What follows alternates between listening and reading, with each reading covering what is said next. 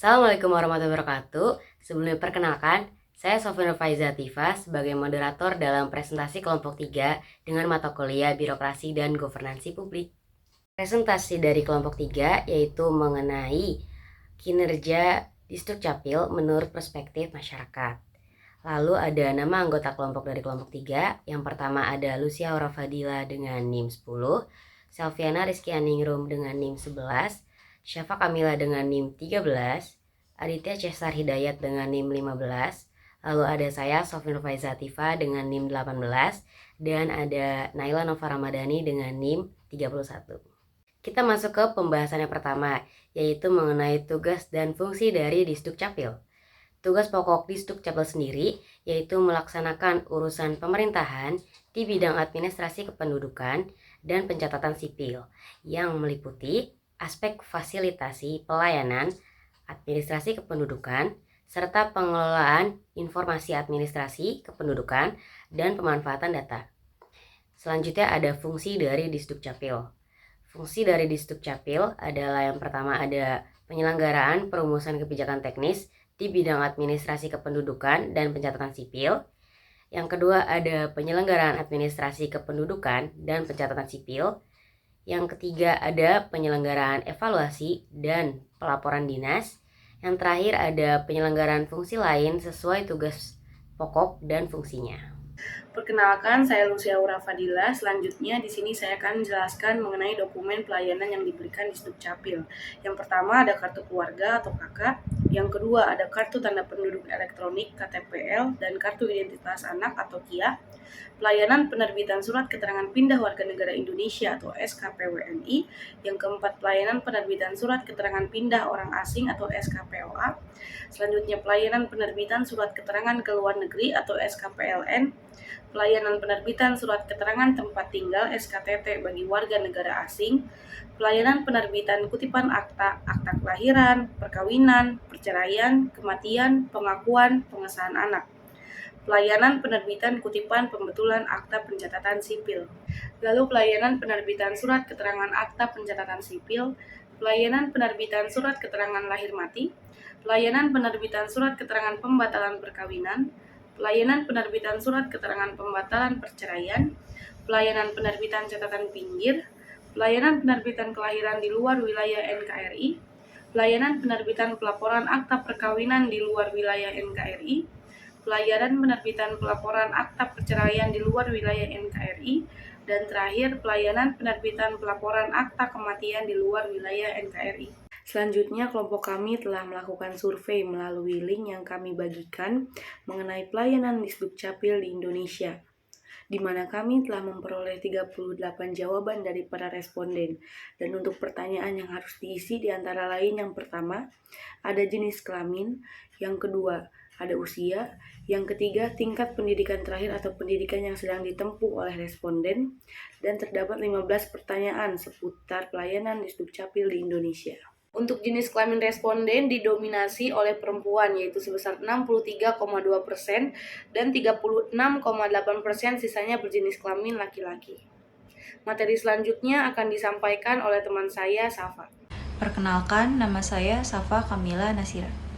Dalam survei ini, rata-rata usia responden didominasi oleh usia 19 tahun dengan nilai 28,9% dan usia 20 tahun dengan nilai 26,3% dan 1-2% lainnya untuk usia yang lain. Tingkat pendidikan responden didominasi oleh responden dengan gelar S1 sebesar 55,3%, responden dengan gelar SMA sederajat sebesar 26,3%, dan 15,8% untuk responden dengan tingkat pendidikan lainnya. Pada kesempatan kali ini, saya akan menjelaskan hasil survei mengenai Disdukcapil menurut perspektif masyarakat. 89,5% responden pernah memiliki pengalaman yang berkaitan dengan Disdukcapil dan 10,5% responden menyatakan belum pernah memiliki pengalaman yang berkaitan dengan Disdukcapil. Rata-rata responden merasakan pelayanan Disdukcapil untuk pembuatan KTP dengan nilai 68,4%, kemudian untuk pembuatan kartu keluarga sebesar 13,2%, dan untuk pembuatan akta kelahiran sebesar 7,9%, dan 10,5% untuk pembuatan lainnya. Responden menyatakan 63,2% pelayanan di Sdukcapil sudah baik, dan 34,2% responden menyatakan bahwa pelayanan di Sdukcapil belum baik. Pembahasan selanjutnya akan dipaparkan oleh rekan saya, Aditya. Perkenalkan, nama saya Aditya C. Hidayat. Oke, baik. Selanjutnya materi akan saya bacakan. Menurut Anda, apakah pelayanan di Sdukcapil masih berbelit-belit? Dan survei membuktikan dari jawaban tersebut tidak dengan presentasi 63,2%. Selanjutnya, ya dengan presentasi 28,9%.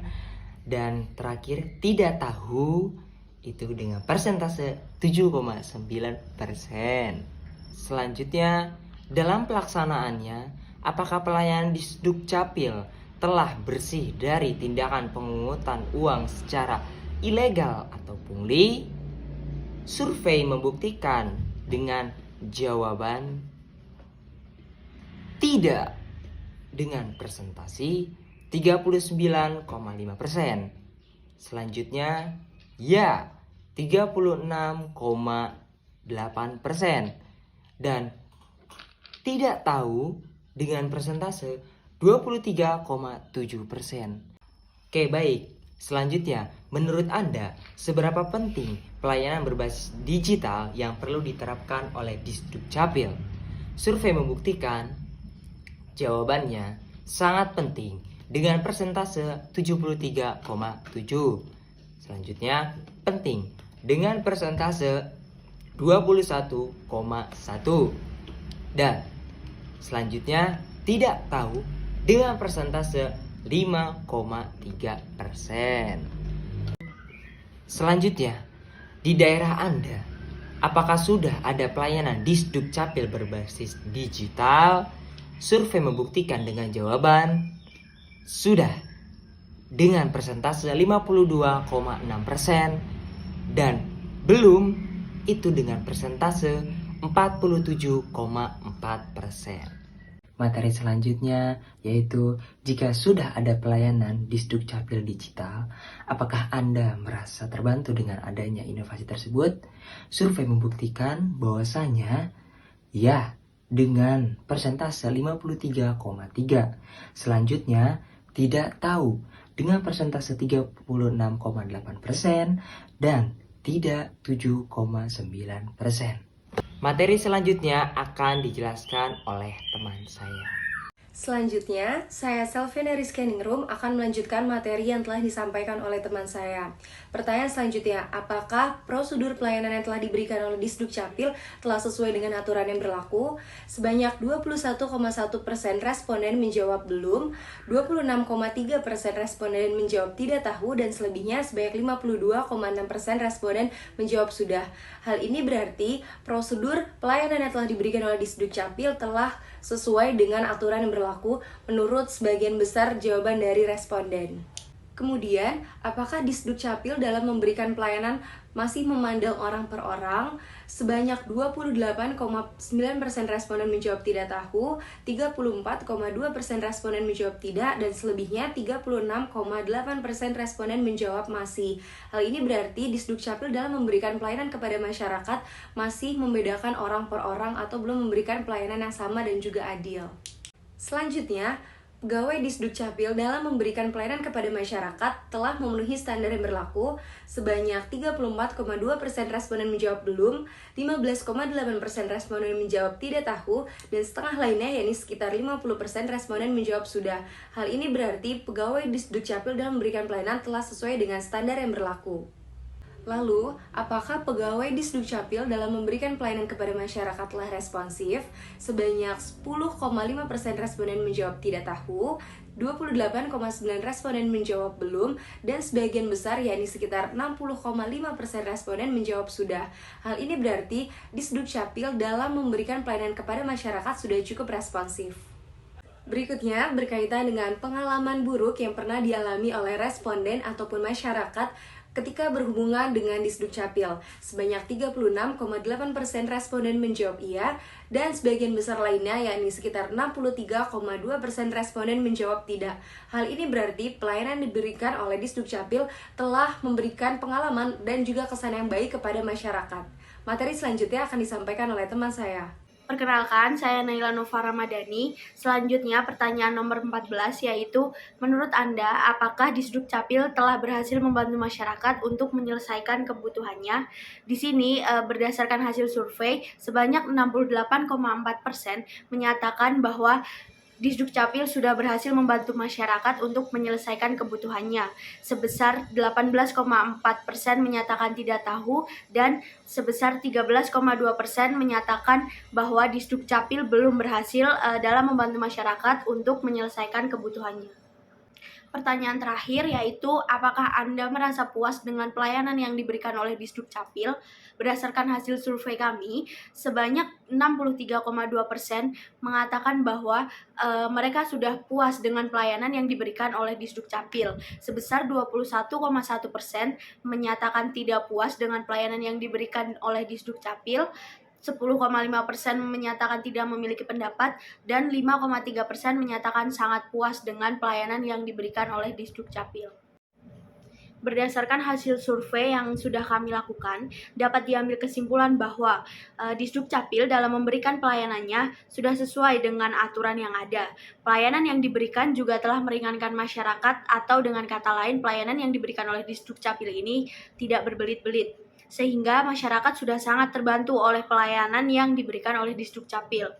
Dan masyarakat merasa puas dengan pelayanan Disdukcapil yang responsif. Dengan demikian, birokrasi Disdukcapil di Indonesia sudah bisa dikatakan bersih dan terhindar dari tindakan-tindakan yang merugikan masyarakat ataupun negara.